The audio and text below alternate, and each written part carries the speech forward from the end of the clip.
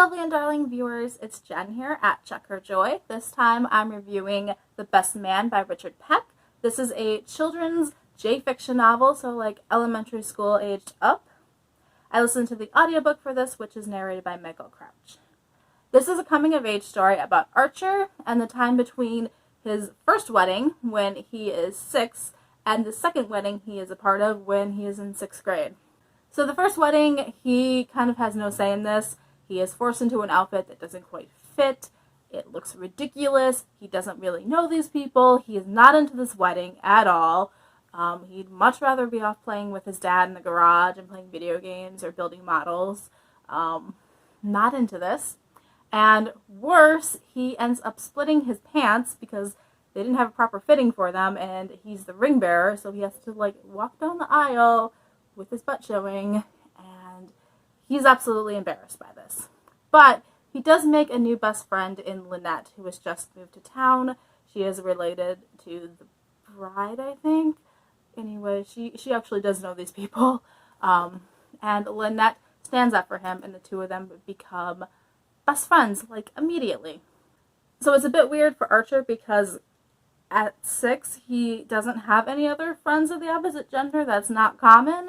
So he feels very weirded by this, but Lynette is such a force of nature that she's just like, we're going to be friends. You're the only person I know in the school. I just moved here. You and I, we're together now. We're going through this. And he just, kind of accepts it. The second wedding that happens when he is in 6th grade is with his Uncle Paul. And Paul is marrying his husband. So basically the entire book is Archer figuring out the world around him. And at first he doesn't even realize that his uncle is gay, but then once he sees him together with the guy he's going to marry, he's like, oh, yes, this is perfect. Let's do everything we can to make this wedding happen. I am so excited for it. So this book does have an LGBT theme to it in this gay wedding and accepting his uncle.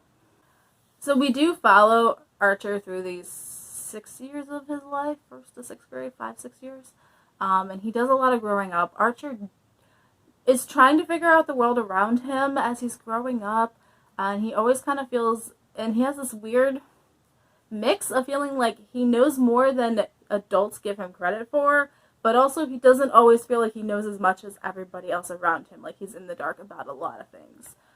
His classmates are maturing at different rates. A lot of them are maturing faster than him, especially when they get to middle school, and he's feeling a bit left out. He's feeling a bit lost.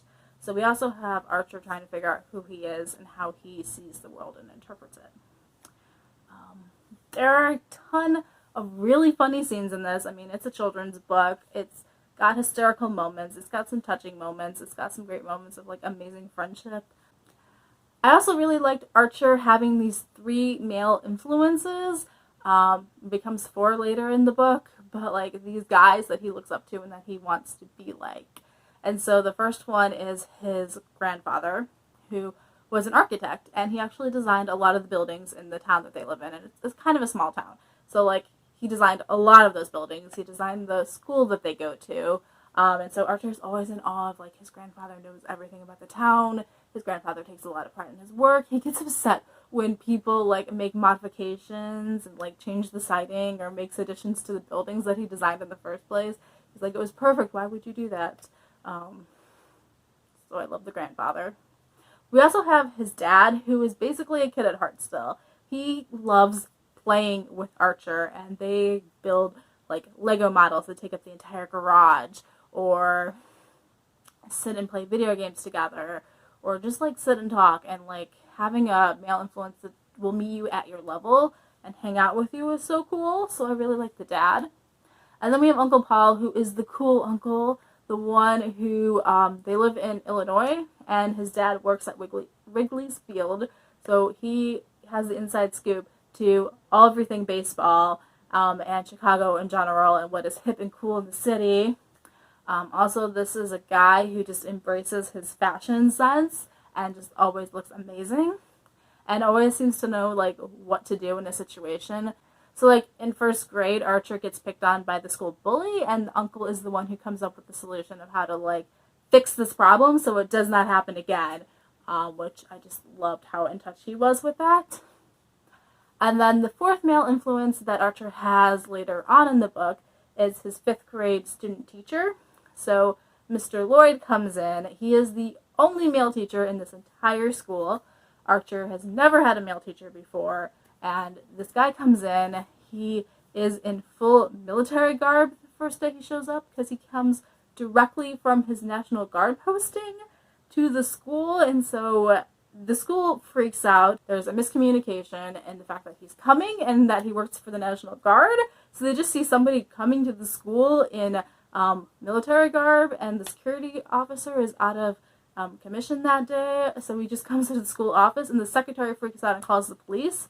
And so the school goes into shutdown the first time they meet him, and Mr. Lloyd becomes this celebrity for his daringness and his devotion to the country, and also the fact that he is absolutely handsome.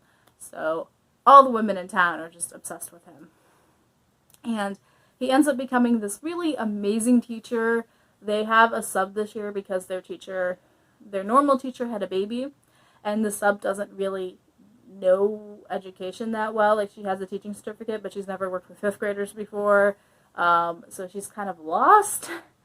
And so Mr. Lloyd comes in having done the schooling and like, hey, let's make a lesson plan, let's do stuff, and really shakes up the classroom and has all these new takes from having this older teacher who'd been doing it for a while before she had the baby to having this young guy who's like, I have all the plans, let's go do stuff, let's go explore, and really making school interesting and learning really awesome. So I really enjoyed this book. I loved this story. It's very relatable. I love just the little moments of him just being a kid. I also like the fact that sometimes he is a little lost and he doesn't know what's going on. I also like that sometimes he knows more than his parents think he should. He's like, I got this. And he's learning to figure things out for himself too. Not like when he's younger, he just repeats back what his grandfather has told him.